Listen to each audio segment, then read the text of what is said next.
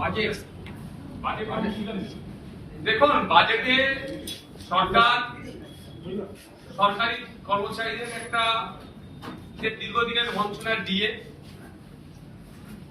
20% increase করেছে, কিন্তু সমকাজের সমবেতনের যেটা পর্যায়ে আছে সেক্ষেত্রে কিন্তু আর যারা কন্ট্রাকচুয়াল সরকারি কর্মচারী যারা ছিলেন, যারা কন্ট্রাক্টে ছিলেন, সরকারি কাজ করতেন, তাদের সেভাবে দিশা দেখাতে পারেন।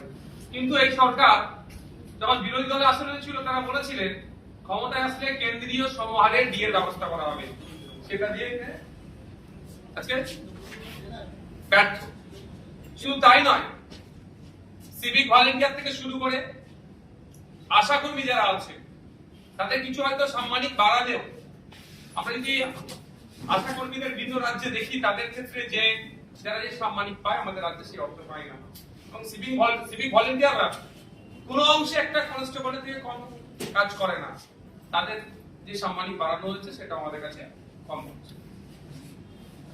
দীঘায় যখন জগন্নাথ মন্দির বা জগন্নাথ ধাম বা নিউ টাউনে বিগত সরকার যে দুর্গাঙ্গন করার পরিকল্পনা নিচ্ছিল, বর্তমান যারা শাসকে আছে তারা তখন বিরোধীরা আসনে ছিল, তখন তারা বলেছিল যে রাষ্ট্রীয় টাকা বা জনগণের ট্যাক্সের টাকা থেকে এই ধরনের ধর্মকর্ম কাজ করা যায় না।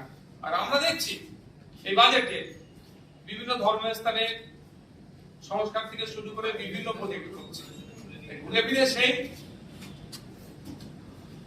মানে জাস্ট মানুষই এক তো শুধু ড্রেসটা চেঞ্জ করা হচ্ছে না দেখতে পাচ্ছি।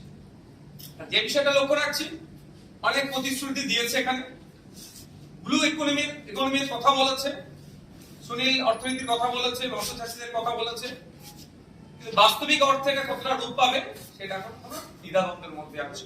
কারণ আমরা দেখেছি অলরেডি সমতলে যেভাবে দু একটা শিল্পপতি গোষ্ঠী কন্ট্রোল করছে, এই ব্লু অর্থনীতির কথা চাপিয়ে সুনীল অর্থনীতির কথা বলে এবারে কি জলটাকেও দখল নেবে, সেই দুটো একটা কোম্পানিকে বরাদ দিয়ে সবটাই কন্ট্রোল নেবে না। আর ম্যাক্সিমাম জায়গা দেখলাম পিপিপি মডেলের কথা বলা হচ্ছে, শুনতে খুবই ভালো লাগে, পাবলিকের উপরে পাবলিক এখানে ইনভলভ হচ্ছে, কিন্তু এখানে সেই ধরনের পলিসি আমি দেখতে পাই না, যেটা আমাদের পাড়ার যিনি মাসে ৬,০০০ টাকা ইনকাম করতে তার অনেকটা কষ্টকর হয়ে ওঠে, সেও এই সরকারি পিপিপি মডেলের সে অংশগ্রহণ করতে পারুক, এ ধরনের মডেল নাই। পিপিপি বললেও সেই নির্দিষ্ট কয়েকটা শিল্পপতি গোষ্ঠীদের জন্য হয়তো মানে কথা হচ্ছে, অনেক এখানে প্রতিশ্রুতি হচ্ছে। সর্বোপরি যেটা আমি আগে থেকে উপলব্ধি করেছিলাম সারা দেশের পরিস্থিতি দেখে, সংখ্যালঘুদের ক্ষেত্রে যে বরাদ্দ ছিল সেটাকে কাট করা হচ্ছে, প্রায় ৩,০০০ কোটি টাকা কাট করা হয়েছে। এখন দেখার বিষয়, যেটা বরাদ্দ হয়েছে প্রথমত বলি সেটা ১০০% কাজ করে কি করে না। দ্বিতীয় কথা হচ্ছে, সংখ্যালঘুদের ক্ষেত্রে বা মাইনরিটি ডিপার্টমেন্টে শুধু মুসলিমদের জন্য নয়, আরো যে সংখ্যালঘু সম্প্রদায়ের মানুষজন আছে তাদের সাথেও কিন্তু এই বঞ্চনা করা হচ্ছে। এদিকে এদের সরকারের স্লোগান সবকা সাথ সবকা বিকাশ বললেও ভারতবর্ষের সংখ্যালঘু সম্প্রদায়কে ক্রমশ কোণঠাসা করা হচ্ছে, এটা তার জ্বলন্ত একটা প্রমাণ দিলেন। আগামী দিনে নিশ্চিতভাবে বাজেটের উপরে যখন বিস্তারিত আলাপ বলার সুযোগ দেওয়া হবে, আপনাদের তো লাইভেরও সুযোগ আছে, সে বিষয়ে তখন চর্চা করব। তবে এতটুকু কথা বলবো, বিগত সরকারের দিক থেকে বর্তমান সরকারকে, বিগত সরকার যেটা ছিল তাকে দেখে শিক্ষা নেওয়া দরকার। ক্ষমতার দম্ভ দেখালে পরাজয় নিশ্চিত হবে, শুধু তাই নয়, পরাজয়ের পরে যে বিপর্যয় নেমে আসবে সেটা কিভাবে সহ্য করবে সেটা তাকে শিক্ষা নেওয়া দরকার।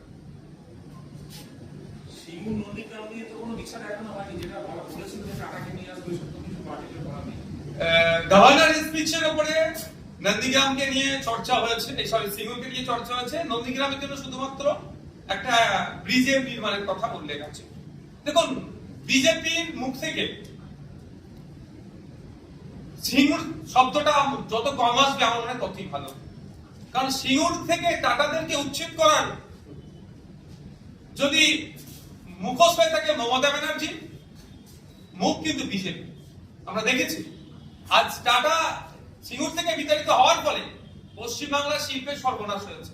আমি বলেছিলাম যতদিন মমতা ব্যানার্জি পশ্চিমবাংলা থাকবে শিল্পপতিরা ইনভেস্ট করবে না, ওই বিশ্ববঙ্গ বাণিজ্য সম্মেলন হবে, খাবে দাবে চলে যাবে। এখনো পর্যন্ত তার সিংহকে নিয়ে সে দিশা দেখাতে পারেনি। আর সর্বোপরি কোন মুখে দিশা দেখাবে? যারাই টাটাকে তাড়িয়েছে তারা কিভাবে এটা দিশা দেখাতে পারে? এট এ গ্লান্স আপনার বাজেটটা কি মনে হচ্ছে? প্রথম দফায় দেখে ওটা হয়তো পড়া সম্ভব হয়, কিন্তু দেখে এট এ গ্লান্স আপনার কি মনে হচ্ছে? কিছু চমক আছে। আর যে ব্যর্থতা এই বাজেটের মধ্যে আছে, ব্যর্থতা ঢাকা দেওয়ার একটাই জায়গা, সংখ্যালঘুদের ফান্ড কেটে দেওয়া হয়েছে, মুসলিমদের ফান্ড হিসাবে। ফলে যারা বিজেপিকে নিয়ে এসছে একটা হেভি অংশটা ভোট দিয়ে নিয়ে এসছে এই রাজ্য সরকারের দ্বিচারিতা, অন্যায়, অত্যাচারের বিরুদ্ধে বিগত সরকারের, আর যে অংশের ভোটটা বিজেপিকে নিয়ে এসছে তারা দেখাবে যে মুসলিমদেরকে টাইট দেওয়া হচ্ছে, এটাতে চাপা দেওয়ার জন্য এই সংখ্যালঘুদের ফান্ডে কাজ করেছে। নির্দিষ্ট করে ওই কোশ্চেনটাই করবো। সংখ্যালঘু দপ্তর, মাদ্রাসা শিক্ষা দপ্তর তার যে বরাদ্দ তার প্রায় 50% নিচে নেমে গেছে। আগের সরকারের এই যে বরাদ্দ ছিল এবং এই সরকারের যে কমানো হতো আগের এবং এখনকার, কিভাবে বিশ্লেষণ করবো? ধরুন, এই বাজেটের যে সমস্ত দিকগুলো ব্যর্থতা আছে, দুর্বল জায়গাগুলো ঢাকা দেওয়ার অস্ত্র ওটাই, আর কোনো চর্চা হবে না, ওটাই অস্ত্র। এই দুর্বলতা ঢাকা দেওয়ার জন্য সংখ্যালঘুরা রেডি আছে, এক নম্বর। দ্বিতীয় কথা, সংখ্যালঘুদেরকে মানে সংখ্যালঘু মুসলমানদেরকে টাইট দিতে গিয়ে বাকি যারা সংখ্যালঘু সম্প্রদায়ের অন্তর্ভুক্ত তারা আজকে টাইট হচ্ছে। তৃতীয়ত, যে বাজেটটা আজকে রেখেছে একটু আমি চরম বিরোধিতা করছি, কারণ প্রত্যেকটা ডিপার্টমেন্টের বাজেট বাড়লো, সংখ্যালঘু ডিপার্টমেন্টের বাজেট কমে গেল, এটা আমি চরম বিরোধিতা করছি এবং এটা নিয়ে বিবেচনা যাতে করা হয় সেটারও আমি চর্চা করব। 3 নম্বর যে বিষয় যেটা থাকছে সেটা হচ্ছে যে বাজেট বরাদ্দ হয়েছে সেটাও যদি 100% কাজ করে সেটাও কিন্তু উপরি পাওনা হবে। কারণ এটুকু আমি বলে দিই, লাস্ট ফিনান্সিয়াল ইয়ারে 5500 কোটি টাকার উপরে সংখ্যালঘুদের স্বার্থে বরাদ্দ ছিল তৃণমূল পরিচালিত সরকারের। কিন্তু তথ্য তুলে দেখা যাবে লাস্ট 4টি যদি আপনি অর্থবর্ষ দেখেন 50% এরা খরচে কভার করেনি যা বরাদ্দ থাকে। শুধু তাই নয়, 20% মুসলিম যে ব্লকে বসবাস করে সেই ব্লকগুলোকে অ্যাজ মুসলিম ব্লক হিসেবে ট্রিট করিয়ে ওখানে স্কুল এডুকেশন সহ আনুষঙ্গিক ডিপার্টমেন্টে এই সংখ্যালঘু বিষয়ক মাদ্রাসা শিক্ষা দপ্তরের টাকাও খরচ করা হতো, অর্থাৎ টাকা ফান্ডের অপব্যবহার হতো। আমি আশা করব এই সরকারের কাছে যে ফান্ডের অপব্যবহার না হয়, মিসম্যানেজমেন্ট না হয়, যে ফান্ড যার জন্য বরাদ্দ হয়েছে হেড টু হেড সেটা খরচ করা হোক এবং এটা এই বৈষম্যর হাত থেকে, বঞ্চনার হাত থেকে বাংলার মানুষ সহ সংখ্যালঘুদেরকে মুক্ত দেওয়া হোক। কারণ গভর্নর স্যার তার স্পিচে বলছে আপনার ধর্মনিরপেক্ষতার চরিত্র বজায় রাখার কথা। যদি ওটাই হয় এবং প্রত্যেকটা ধর্ম, জাত, বর্ণের ঊর্ধ্বে গিয়ে একটা গুড গভর্নেন্স উপহার দেওয়ার কথা বলছে, তো এখানে নির্দিষ্ট করে সংখ্যালঘু সম্প্রদায় মুক্ত যারা আছে তাহলে সরকারের দ্বারা তারা বৈষম্যের শিকার হচ্ছে। আর এই সরকার সংবিধানকে সামনে রেখে শপথ নিচ্ছে। আশা করবো সংবিধান সম্মত কাজ করবে। সংবিধান যে রাইটস গুলো দিয়েছে একজন সাধারণ নাগরিকের উপরে, একজন সংখ্যালঘুর উপরে, একজন এসটি এসসির উপরে, সেটা যাতে যথাযথ ফুলফিল হয় সেটা নজর রাখবে। বিজেপি বহুবার পরিযায়ী শ্রমিক নিয়ে অনেক সমালোচনা করছে আগের সরকারে। এই বাজেটে কি পরিযায়ী শ্রমিকদের দিয়ে কোনো বিষয় দেখানো হয়েছে? এখানে নতুন কলকারখানা তৈরি হবে, কর্মসংস্থান তৈরি হবে পরিযায়ী শ্রমিকদেরকে সাথে যাতে ওরা এখানে কাজ করে, কিন্তু এখনই তো এটা সম্ভব নয়। আজকে বললি কালকে একটা এখানে কোম্পানি আসবে, শিল্পপতি গোষ্ঠী আসবে, ইনভেস্ট করলো, কালকেই সেটা হয়ে যায় না, সময় লাগে। এই মুহূর্তে পরিযায়ী যারা আছেন তাদের বিভিন্ন ভাবে ভিন রাজ্যে যারা আছে তাদের প্রোটেকশন দেওয়ার ব্যাপারে কোনো শব্দ খরচ করলেন না। কিন্তু inter state migrant labour act আছে 1979, এক্সাক্ট সালটা মনে পড়ছে না, inter state migrant workman labour act আছে। সেই অনুযায়ী যে আমার রাজ্য থেকে একজন শ্রমিক ভিন্ন রাজ্যে যাচ্ছে তার সমস্ত রকমের নিরাপত্তা থেকে শুরু করে চুক্তি যেটা সেটা যাতে ফুলফিল করে, ভিন রাজ্যের সাথে কেমন যোগাযোগ থাকবে, ভিন রাজ্য থেকে আমাদের রাজ্যে যদি কেউ কাজ করতে আসে তার ক্ষেত্রে আমরা সেই সিকিউরিটি দেবো, নিরাপত্তা দেবো, সে নিয়ে কিন্তু কোনো চর্চা হলো না।